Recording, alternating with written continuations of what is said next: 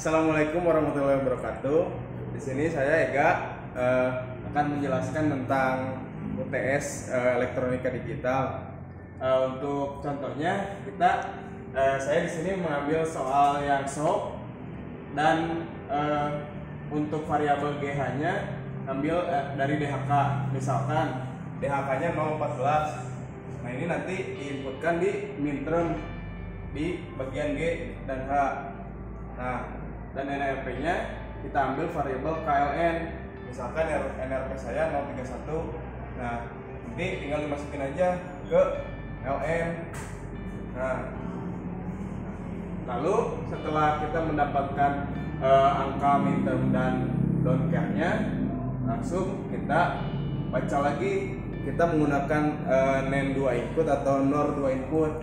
Di sini saya contohkan untuk yang genap, yaitu menggunakan gerbang NOR. Nah, setelah kita mendapatkan data angkanya, kita langsung representasikan pada tabel kebenaran yang menggunakan aturan SOP atau sum of product ya. Jadi angka-angka yang tadi 1, 4, 3, 13 kita kasih logika 1, 3, 4 dan 13. Untuk 11-nya itu don't care. Jadi untuk don't care itu bisa dipakai atau tidak. Jadi bila diperlukan dapat dipakai, namun bila tidak diperlukan tidak usah dipakai, tidak apa-apa. Setelah kita mendapatkan data ini, langsung kita buat ke tabel keymap. Keymap itu kita sesuaikan dengan angka yang kita dapat di awal. Nah, angka yang dapat di awal langsung kita masukkan ke tabel keymap. Nah, setelah kita masukkan, lalu kita kelompokkan. Pengelompokannya aturannya 2 pangkat n. Jadi bisa 2 pangkat 0 atau 1 kotak, 2 pangkat 1 2 kotak, 2 pangkat 2 4 kotak, 2 pangkat 3 8 kotak maksimal. Nah, karena di contoh ini yang berdekatannya hanya 1 dan 3, jadi saya mengelompokkannya 2 pangkat 1 2 dan 1 1. Nah, setelah kita mendapatkan pengelompokan dari tabel keymap ini, lalu kita dapat menuliskan aljabar booleannya. Untuk yang A, not, N, B, not, N, D ini didapatkan dari pengelompokan yang ini. Jadi cara melihatnya tuh, misalkan si 11 ini kan dia milik A dan B. Nah, A dan B ini untuk di aturan SOP, jika dia bertemu dengan 0 itu menggunakan not atau menggunakan inverter. Jadi atau komplement. Jadi A dan B-nya karena dia sama, A, B komplement. Lalu yang di atasnya C-nya berbeda, tidak usah ditulis. B-nya sama 1, kita tuliskan D. Tetapi tidak menggunakan komplement karena dia yang samanya angka 1. Nah, lanjut ke yang kedua. A komplement, B, C komplement dan D komplement. Nah, kita lihat dulu yang keymap yang sel keempat. Sel keempat A-nya komplement. Kenapa A-nya komplement? Karena dia bertemu dengan angka 0. B-nya tidak komplement karena dia 1. Lalu C-nya komplement 0. D-nya komplement juga karena dia bertemu dengan angka 0. Lalu untuk yang ketiganya, nah ketiganya A-nya bertemu dengan 1, dia tidak komplement, B-nya juga tidak komplement, C-nya bertemu dengan 0, maka dia komplement. D-nya tidak, berarti tidak ada komplement. Setelah kita mendapatkan aljabar boolean ini, kita dapat menuliskan dengan rangkaian kombinasional untuk mendapatkan rangkaian awalnya. Kita tuliskan seperti ini, samakan dengan dengan gerbangnya, misalkan A not, B not di N kan. Nah, ini A not, B not di N kan. Nah, kenapa kita tidak langsung 3 input?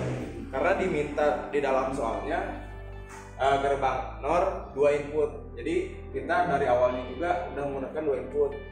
Nah, untuk D-nya kita ambil dari D dan outputan dari A dan B kita gunakan satu gerbang lagi.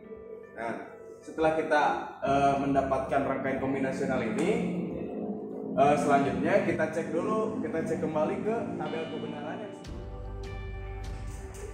jadi setelah kita mendapatkan rangkaian kombinasionalnya, kita akan coba cek dengan tabel kebenaran yang sebelumnya. Kita coba tabel kebenaran yang nomor 2 yang dibulatkan dengan lingkaran merah, yaitu A-nya 0, B-nya 0, C-nya 0, dan D-nya 1. Nah, pertama kita ke gerbang yang awal, gerbang pertama.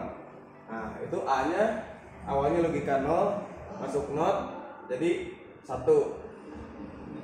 B-nya 0, masuk NOT, jadi 1.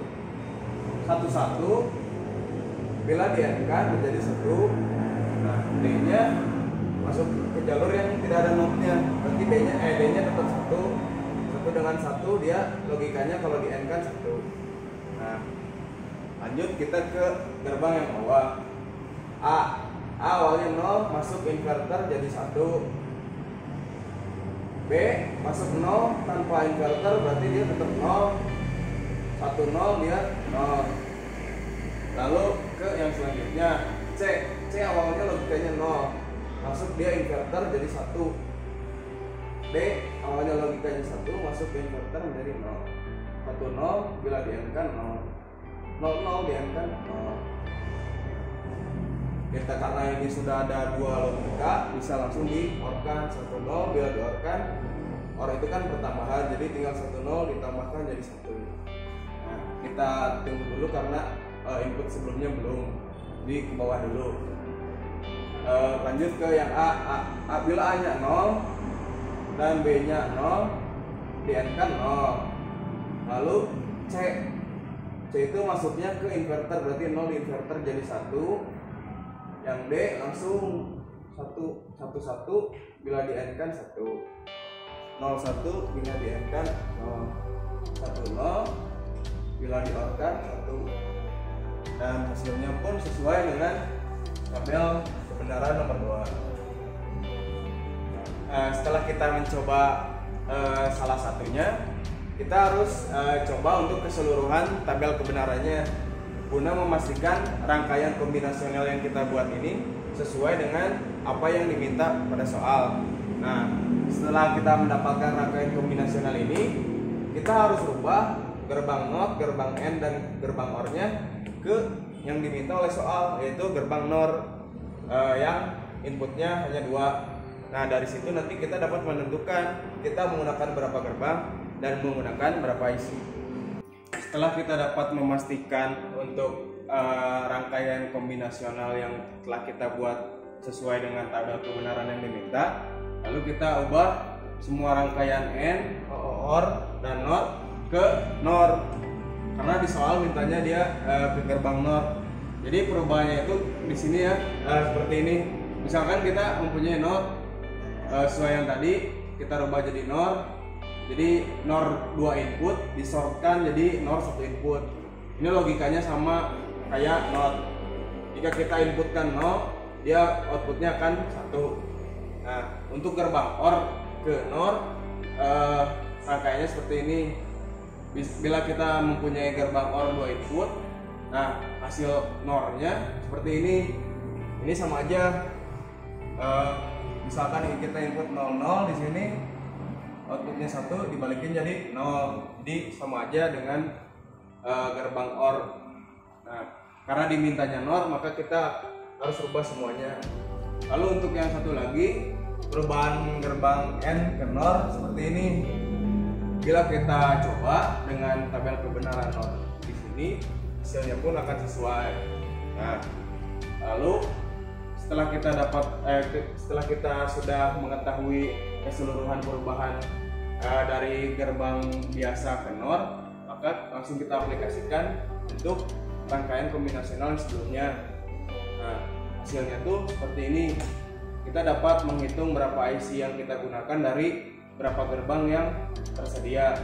Nah, ini juga perlu kita coba inputkan satu persatu dengan tabel kebenaran yang awal.